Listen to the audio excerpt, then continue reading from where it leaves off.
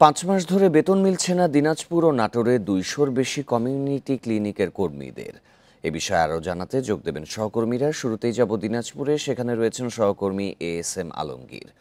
আলমগীর, স্বাস্থ্যকর্মীদের বেতন না পাওয়ার কথা আমরা শুনছিলাম, বিনামূল্যে যে সেবাগুলো দেয়া হতো সেগুলো কি দেয়া যাচ্ছে?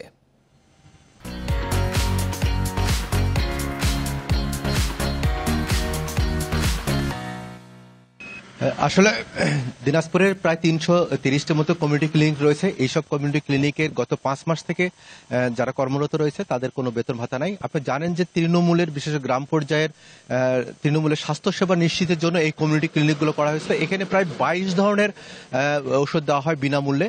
তো এই অবস্থা যদি চলতে থাকে, আমি এদের সংশ্লিষ্ট যারা রয়েছে তাদের সঙ্গে কথা বলে যেটা তারা জানিয়েছে যে এই অবস্থা চলতে থাকলে গ্রামের যে তৃণমূল পর্যায়ে যে সেবা সেটা কিন্তু ভেঙে পড়বে। আপনি জানেন যে বর্তমানে যে ঊর্ধ্বগতি, যে দ্রব্যমূল্যের যে ঊর্ধ্বগতি রয়েছে, এতে করে কিন্তু এই গ্রামের যে সাধারণ মানুষ রয়েছে, সাধারণ মানুষদের কিন্তু একটা ভরসার স্থল হয়ে উঠেছিল কিন্তু এই কমিউনিটি ক্লিনিক। এই কমিউনিটি ক্লিনিকগুলোতে বিনামূল্যে যে ওষুধ তারা পেত, সেই ওষুধ নিয়ে তারা প্রাথমিক যে স্বাস্থ্যসেবা সেটা কিন্তু নিশ্চিত হচ্ছিল।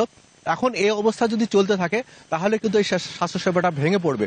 আর এখানে যারা কর্মরত রয়েছে, এই ৩৩০টির মতো কমিউনিটি ক্লিনিক রয়েছে, তারা প্রায় ৫ মাস থেকে বেতন না পেয়ে তারা কিন্তু মানবতর জীবনযাপন করছে।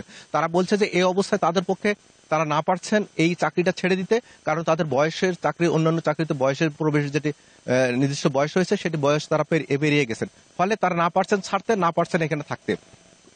এই অবস্থায় তাদের যেমন জীবনযাপন চলা যেমন দুরূহ হয়ে পড়েছে, তেমনি এই কমিউনিটি ক্লিনিকগুলোতে যে বিনামূল্যে যে ওষুধ দেওয়া হতো, প্রায় ২২ ধরনের ওষুধ, তারা আমাদেরকে জানিয়েছেন যে প্রায় এই ওষুধগুলো প্রায় শেষ পর্যায়ে।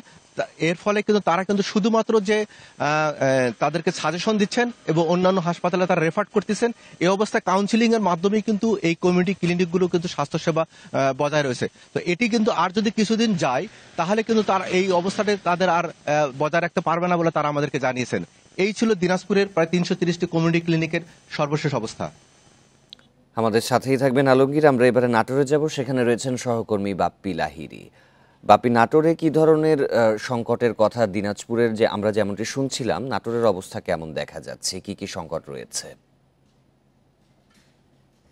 আসলে দিনাজপুর এবং নাটোর এর ব্যবধান কিন্তু তেমন একটা নাই বললে চলে। আমি যে নাটোরে প্রায় ১৫৯টি কমিউনিটি ক্লিনিক রয়েছে, এই ক্লিনিক গুলোর বেশ কয়েকটি ক্লিনিকে কিন্তু আমি আসলে সকাল থেকে ঘুরেছিলাম, আসলে শুধুমাত্র দৃশ্যপটটা দেখার জন্য যে কি অবস্থা রয়েছে।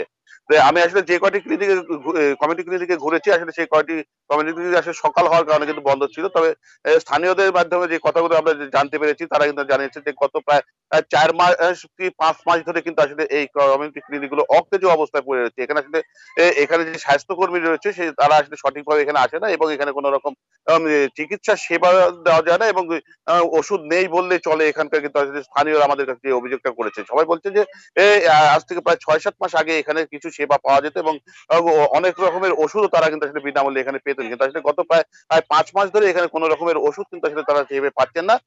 শুধুমাত্র যে গ্রামের যে মানুষজন আমাশা রোগ নিয়ে যারা আসে তাদেরকে আসলে ম্যাকটানিটাজল জাতীয় ওষুধ এখান থেকে সরবরাহ করা হচ্ছিল।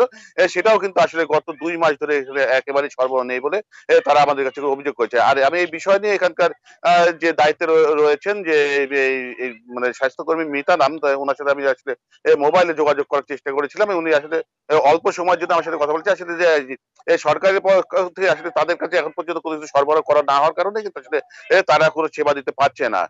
আসলে এই বিষয়টা নিয়ে যখন আমি সিভিল সার্জনের সাথে যোগাযোগ করার চেষ্টা করেছিলাম, তিনি আসলে বলছেন যে আসলে উনি নতুন নাটোরে আসলে যোগদান করেছেন। যোগদান করার কারণে এখন পর্যন্ত আসলে তার কাছে কোনো খাতেরই কোনো হিসাব এখনো ওইভাবে আসতে পারেনি। আজকের বিষয়টা সমস্যার সমাধান দ্রুত হোক, এটাই সকলের প্রত্যাশা। অর্থ সংকটে রয়েছে স্বাস্থ্য খাত, এ বিষয়ে দিনাজপুর ও নাটোর থেকে জানাচ্ছিলেন সহকর্মীরা।